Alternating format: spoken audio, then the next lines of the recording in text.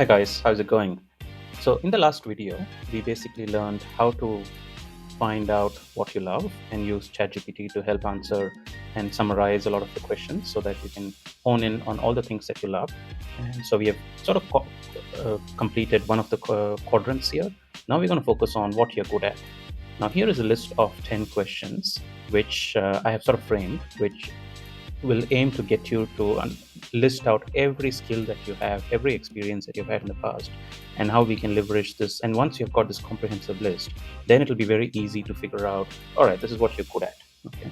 And we're going to follow a very similar process of doing this, which is finding out what you're good at by first copying and pasting all these questions into ChatGPT, and then uh, going ahead and answering each of those questions to ChatGPT in such a way that it captures everything, and then it will help us summarize um, all the questions. So let me bring my ChatGPT into focus and we will get started. So here I'm pasting all the 10 questions, and actually before that, I just need to, all right. Hi ChatGPT, I'm going to paste 10 questions which will help determine what I'm good at. Now, I'm going to start answering those questions one by one after I have pasted them. And I want you to help me summarize all the skills which I'm good at, and also play it back in a good summarized fashion so that I can then go ahead and um, paste it in my document. So once I've pasted the 10 questions and you've absorbed it, let me know if you're okay with it.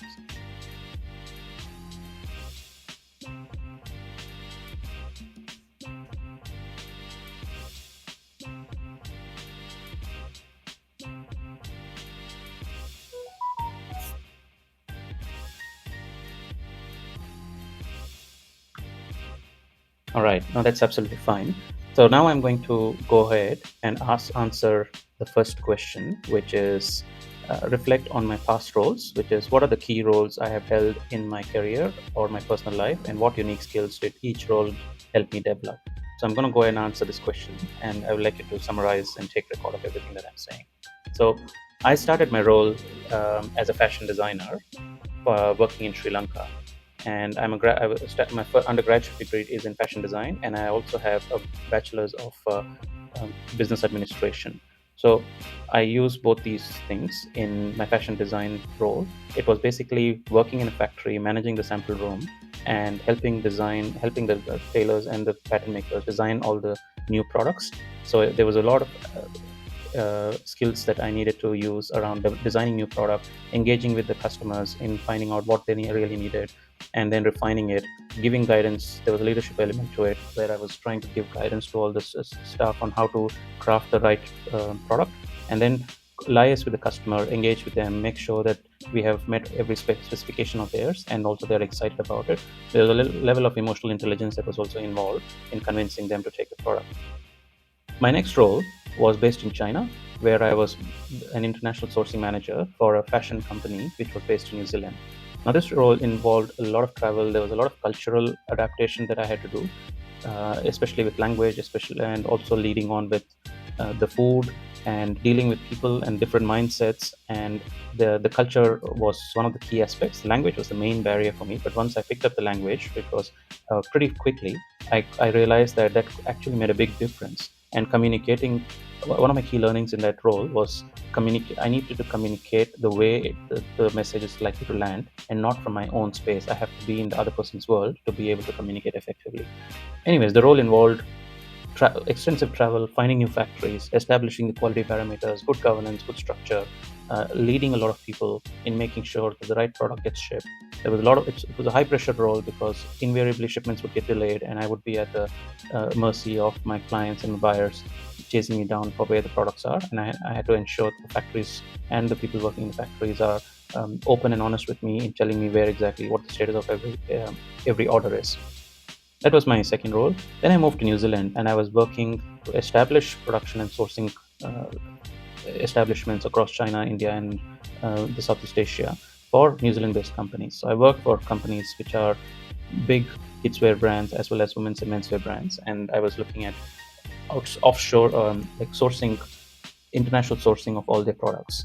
Now, this role was also a leadership role where I was responsible for production, I was responsible for design, and I was also responsible for making sure that the goods reached the stores in time. My next role after I actually got made redundant 3 times during the course of my stints in New Zealand with various roles, and this was purely because of the job I was doing itself was establishing a supply chain that was a far smaller supply chain than what it was before, and so the companies used to end up going direct to the sourcing offices which I had established. It took me 3 times of redundancy to basically realize that that's not what I want to do, and I went back to India and started my own fashion brand. And this fashion brand was a social venture where I undertook about 50 women and helped them upskill, helped them, taught them design, taught them tailoring, and got them to basically co-create products with me and sell it in about 30 retail outlets in India and also online in New Zealand. Now, this was a very good product. The products were very appreciated, very high standard. The appeal of the products were very good, and also the fact that it's a social venture got a big tick, and I was very passionate about it. But the I landed into cash flow issues purely because it was during global financial crisis in 2008, 2009, and my share investor, big investor who had invested money in the firm, had invested in shares also, and he lost a lot of money in the stock market, and he couldn't help us get across the line and break even. Then I moved back to New Zealand, and I was working in a company which manufactured hunting gear, and I became an expert in hunting gear manufacturing, where I learned technical aspects of product design and how to market products at a very niche customer base. And this was a very good role until again I got made redundant because of the economic conditions. Then I came to Australia to do my MBA, and this is where I basically transitioned my career across strategy and transformation. And I found a role with a big telecommunications giant leading their strategy and the corporate strategy team. And from corporate strategy, like there, I learned a lot of new skills around C-suite, stakeholder influencing and management, communicating precisely and effectively in such a way. I gained expertise in data analytics. I started leading transformation programs, which were multi-million dollar or several $100 million transformation programs, which could help um, the company like it transforms the company, and it also looks at um, I gained expertise and skills across a whole raft of new technologies, everything around data, everything around marketing, product creation. So my 9 years at Optus was absolutely fantastic, leading strategy, transformation, project management, technical aspects. So I became an IT expert in that process. This was all what I did in the last course of 9 years. Meanwhile, I have also been on a journey learning memory strategies from a Guinness record holder and also psychotherapy from some of the best big giants in the world who are masters of psychotherapy and hypnotherapy. And now of late, I have sort of meandered my career to help people out finding jobs, help people finding the mental peace, dealing with anxiety, stress, depression, etc., and also help kids and adults looking at improving their super memory. So that's my roles and skills in a nutshell. Can you please help summarize my answer to the first question? Thanks.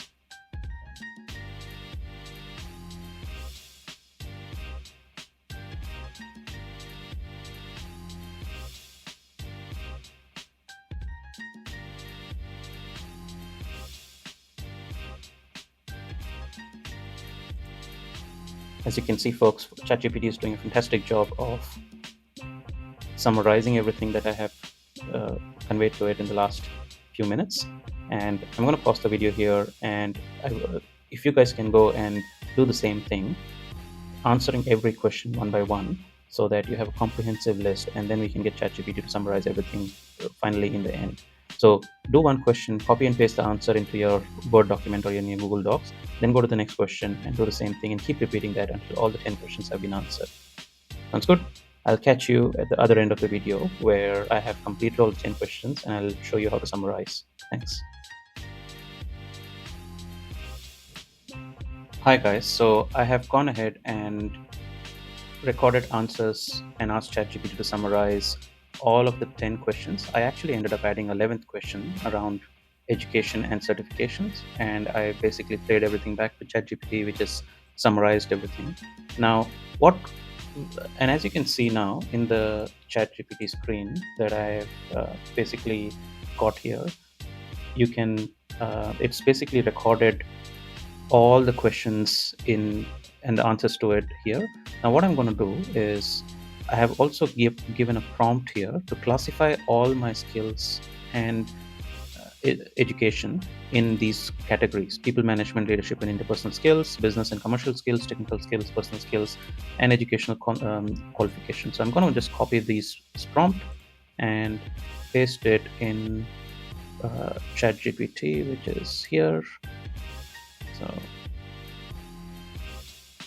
here I pasted it and go, and let's wait for it to summarize. There you go.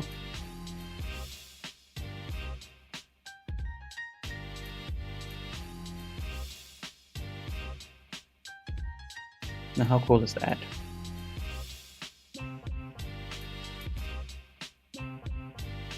All right, so it's basically listed everything out, and if anything is missing, feel free to add it when you copy paste into the Word document. And so we have basically, with this process, we have covered the second quadrant, which is what you're good at. Okay, and then we will move to what you can be paid for. And for this, it's individual based, so we got to do a little bit of research, and I'll guide you step by step on how to go about doing that research, and this will help figure out what you can be paid for. And it will be it depends on what profession you are and what qualifications you have, and we'll go about step by step doing a good market research on the industry, looking at how to have a focused approach on what sort of roles and what sort of jobs you will be absolutely paid for quite well. So let's park that for now, but so we have completed 2 steps. We'll go into the third step in the next week.